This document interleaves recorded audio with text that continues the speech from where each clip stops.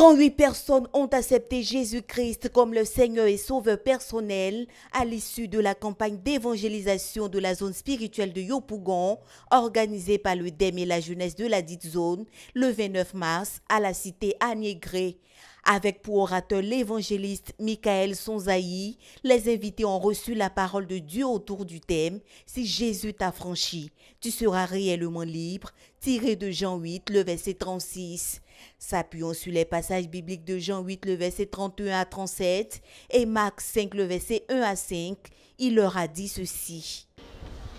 Nous sommes la postérité d'Abraham. Nous n'avons jamais été esclaves de personne. Comment peux-tu dire, vous serez des hommes libres? Vraiment, je vous l'assure, leur répondit Jésus. Tout homme qui commet le péché est esclave du péché. Or, un esclave ne fait pas partie de la famille. Tu n'es pas un enfant de Dieu. Les gens chantent, un enfant de Dieu, c'est faux, c'est un mensonge. Tu es créature de Dieu. Si on doit dire un père, c'est le diable. Parce que quand il te parle, tu écoutes. N'est-ce pas? Celui-là qui l'obéit, il devient notre quoi? Il devient notre père. S'il dit couche, tu couches. S'il dit masturbe-toi, tu te masturbes. S'il dit tant que tu as pris le film pornographique la nuit, là, attends que tout le monde dort. Souvent d'autres vont rester jusqu'à minuit, 2 heures, tout le monde va entrer à la chambre. Tant qu'ils n'ont pas fait ça, c'est qu'ils ne sont pas libres. Quelque chose qui dit fais. Ils sont esclaves. Quand ils finissent de se masturber et le savon dans la douche, c'est là que tout descend maintenant. Tu es esclave. Le diable te tient comme un chien avec une chaîne. Si donc le Christ vous rend libre, vous serez réellement libre. Qui veut accepter ce Jésus d'aujourd'hui? Lève la main.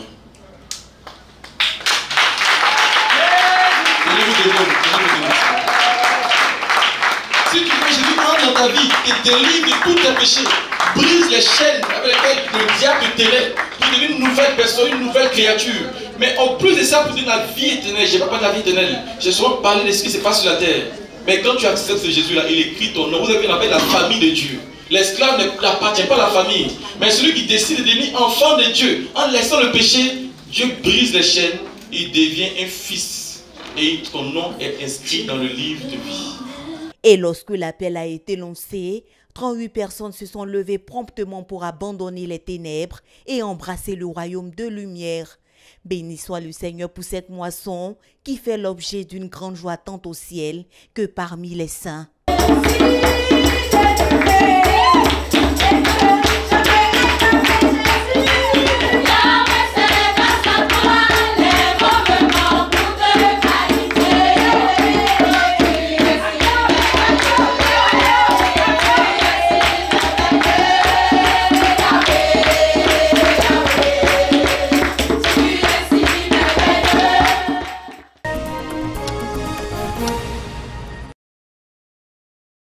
Les 38 personnes qui ont répondu oui à l'appel au salut de Dieu le 29 mars a été, en plus de la prédication de l'évangile, la somme de plusieurs ministères rendus au nombre desquels les témoignages de conversion de la sœur Jacqueline Kwame, guérie d'une cirrhose de foie.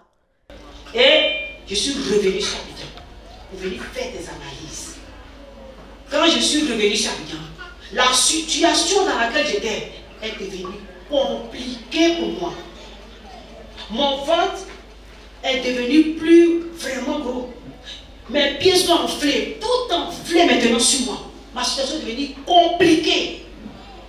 Jusqu'à ce que je suis tombé dans le coma. On m'a pris pour se promener dans les hôpitaux d'Abidjan. Lorsqu'on me prend, on rentre dans cet hôpital. Il demande, elle a quoi? Ma soeur dit non. C'est l'eau qu'on a fait les analyses. On dit elle a l'eau dans son ventre. On dit non. Si c'est l'eau qui est dans son ventre, elle est morte. Parce que ça, on ne guérit pas. Tout est pourri, c'est pourquoi l'eau sort dans son ventre. Donc on ne peut pas la guérir. Donc prenez-la, allez-y. Quand le pasteur Bakoudi est venu, je l'ai tout expliqué. Il m'a dit, il faut faire ta repentance correctement, cette fois-ci. Ne laisse rien. J'ai fait ma repentance. Quand j'ai fait ma repentance, ils sont allés me baptiser. Quand ils m'ont baptisé, j'ai fait un songe. Dans le songe, l'eau que j'ai m'envoie au chute, on enlève.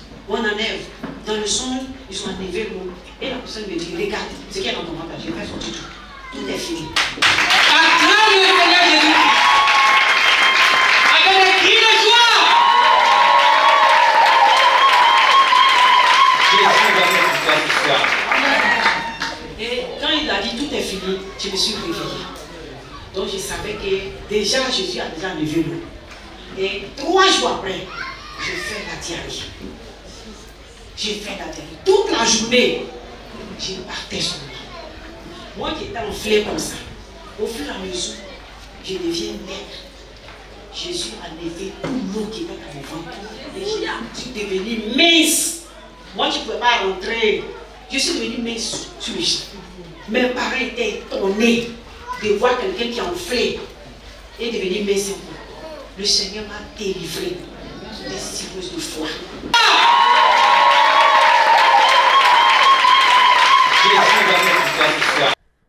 Achille Goku, délivré de l'immoralité sexuelle, l'alcool, la drogue et la cigarette. C'était comme s'il avait vécu plus que mon père. Mon âme était fatiguée.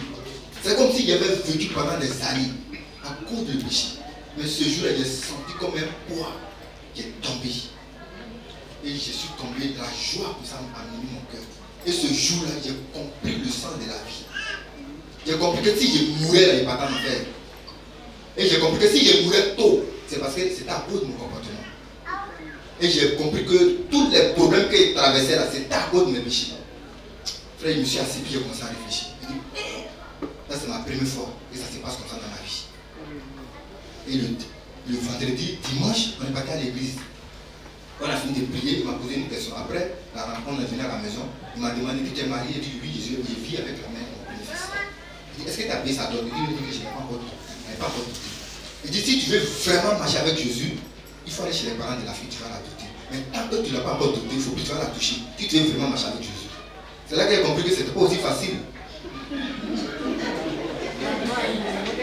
Cette femme avec qui je vis dans la même maison avec elle, puis on est plus mon enfant.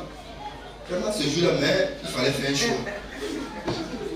Il fallait faire un choix. Ce jour-là, je me suis assis, puis j'ai commencé à réfléchir. Parce que quand il y a des gars de lundi, jusqu'à l'arrivée dimanche, je n'ai pas encore touché cigarette. C'était une première dans ma vie. Je n'ai pas encore touché l'alcool. Et puis, bizarrement, on liquidait la drogue devant moi. Mais bizarrement, depuis lundi, je n'ai pas encore touché ça. Donc, ça m'a amené à réfléchir. J'ai vu mon avenir maintenant en jeu. Et puis, je me suis dit, c'est Jésus là, si il est dessus, c'est qu'il y a de l'avenir. Je m'attache à lui. Ce n'est pas à cause d'une femme, et joué ma vie. Ou à cause d'un ami, ou un parent, et j'ai joué ma vie. Jésus l'a bien reçu. Et effectivement, quand je suis arrivé à la maison, les femmes sont la jeune fille. Je donne ma vie à Jésus, elle a commencé à aller. Mais ce que tout le monde fait dans la maison, comme mari et femme, tout le monde fait plus. T'as dit que t'es pas bien. Frère, quand je l'ai dit, on a fait 8 mois dans la même maison, sans qu'il la touche.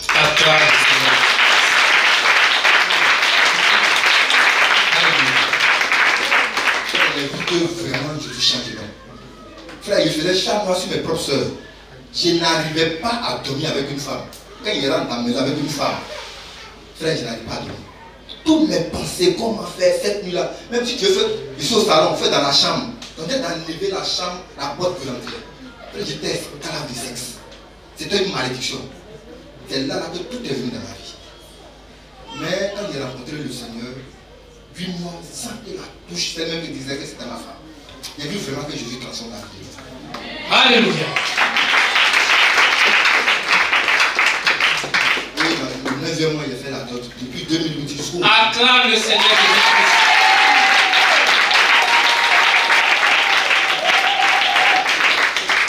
Depuis 2008 jusqu'au aujourd'hui, frère, je n'ai plus... Je ne me suis plus jamais dit devant une jeune fille pour dire, s'il te plaît, donne-moi ton numéro. Je n'ai plus de la draguer, c'est fini. Je n'ai plus touché la drogue, je n'ai plus touché la cigarette. Acclame avec un cri de joie. Jésus-Christ. Alléluia. Et l'apport des semeurs par le chant intitulé « Combien de chemins as-tu parcouru ?» montrant Jésus-Christ comme le chemin, la vérité et la vie. Combien de chemins as-tu parcouru? Oh oui, mon frère. Combien de fois tu as hésité? Combien de fois tu as été déçu? Combien de fois tu as été trompé? Tu as besoin d'être aimé. Tu as besoin d'être écouté.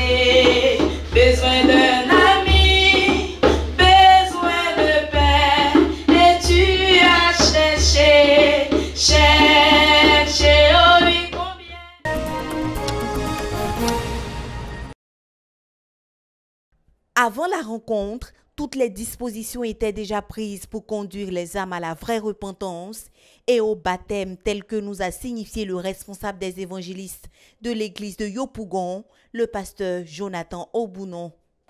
Dieu nous a fait le privilège d'avoir un baptistère gonflable, qu'on peut même se déplacer avec ça. Et nous avons ce baptistère qui nous sert à baptiser rapidement les âmes de manière systématique. Et nous disons merci au Seigneur qui, à travers ce moyen, permet que les baptêmes soient effectués de manière systématique dès qu'une âme se donne au Seigneur Jésus-Christ.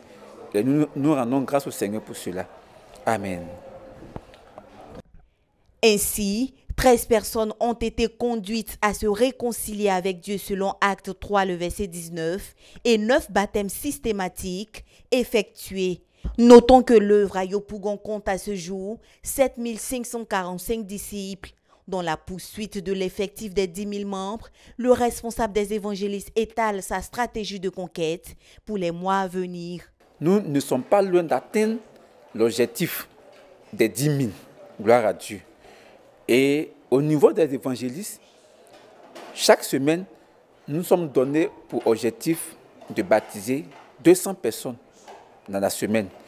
Et le Seigneur nous donne aussi le privilège d'avoir notre réunion hebdomadaire tous les mercredis pour pouvoir communiquer, enflammer les évangélistes afin de pouvoir aller travailler pour poursuivre même l'objectif. Et nous envoyons aussi les évangélistes dans les sous-centres afin d'aller prêcher l'évangile. Et nous organisons des campagnes dans les sous-centres dans le but de pouvoir atteindre l'objectif. Et aussi les prédications en plein air pour pouvoir aussi atteindre l'objectif les samedis. Et nous disons merci au Seigneur pour toutes ces stratégies, pour toutes ces méthodes que Dieu nous donne pour pouvoir travailler avec ça. Soulignons que dans cette année de conquête, une campagne d'évangélisation sera organisée le 26 avril prochain.